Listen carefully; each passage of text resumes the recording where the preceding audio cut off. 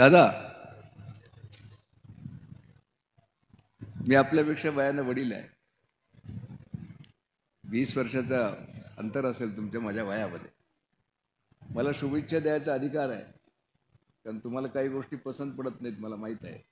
पण मला हरकत नाही ना, आशीर्वाद द्यायला काही हरकत नाही ना. मी तो अधिकार वापरतो दादा.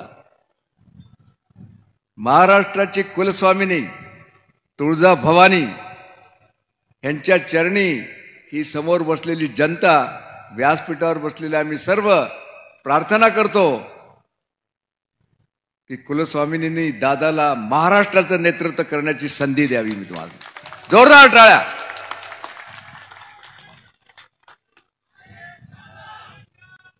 आणि मिळेल दादा. दादा, मी हैदराबादला शिकलोय. आमचे नवाब मलिक साहेब आहेत तिथं, आणि तुम्हालाही पाहिलं. तुम्ही शेरशायरी फार करता. आता हैदराबादचा आहे ग्रॅज्युएट उस्मानिया युनिव्हर्सिटीचा. एक फार चांगला शेर आहे, सियासत में दोस्ती दुश्मनी इतनी ही करो, खुदा न खास्ता कभी दोस्ती हो तो शर्मिंदगी महसूस न हो. आणि दुसरा एक शेर म्हणतो. नवाब मलिक साहब गेले क्या ना. हाँ, दादा को देखने के बाद मुझे एक शेर आ जाता है. खुद को ही कर इतना बुलंद, खुद को ही कर इतना बुलंद, हर खता से पहले खुदा बंदे से पूछे रजा तेरी क्या है.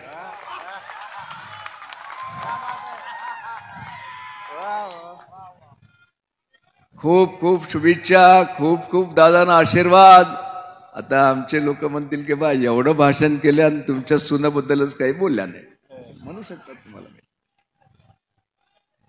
मी तुम्हाला एकच सांगतो, सुनला मी दादांच्या हवाली केलेली आहे. त्यांना 2 मुलं आहेत, ती त्यांची मुलगी आहे.